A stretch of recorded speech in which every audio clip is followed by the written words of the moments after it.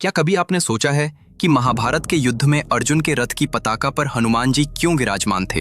ये कोई साधारण बात नहीं थी, बल्कि एक ऐसी अद्भुत लीला थी जिसे सुनकर देवता भी आश्चर्य में पड़ गए थे। कहानी शुरू होती है अर्जुन की तीर्थ यात्रा से। दक्षिण दिशा की ओर बढ़ते हुए वे रामेश्वरम पहुंचे, वही पवित्र स्थल जहां भगवान श्री राम ने समुद्र पर सेतु बनवाया था। लहरों को देखते हुए अर्जुन बोले, ये स्थान दिव्य है, पर एक बात समझ नहीं आती।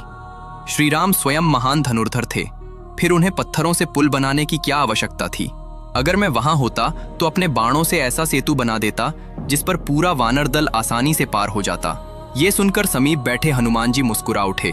उन्होंने कहा, वीर अर्जुन, तुम्हारा विश्वास सराहनीय है, लेकिन बाणों का पुल हमारे वानरों का भार नहीं झेल पाएगा। अर्जुन ने तुरंत जवाब दिया, यदि मेरा सेतु टूट जाए तो मैं अग्नि में प्रवेश करूंगा, और अगर सेतु टिक गया तो आपको अग्नि में प्रवेश करना होगा। हनुमान बोले, स्वीकार है। अर्जुन ने ध्यान लगाया, गांडीव उठाया और दिव्य बाण छोड़े। क्षण भर में समुद्र पर एक चमकता हुआ सेतु बन गया। जैसे ही वो तैयार हुआ, हनुमान जी ने अपना विराट रूप धारण कर लिया। धरती कांप उठी, समुद्र उफनने लगा और वातावरण जय श्री राम से गूंज गया। पहला पग पड़ा, सेतु हिल गया।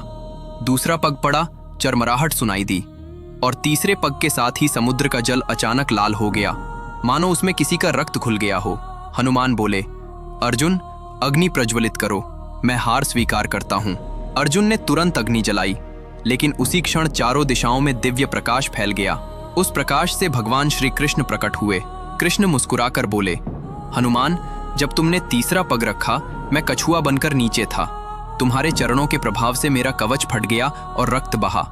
वही समुद्र के लाल होने का कारण था। यदि मैं नीचे ना होता तो सेतु पहले ही ढह जाता।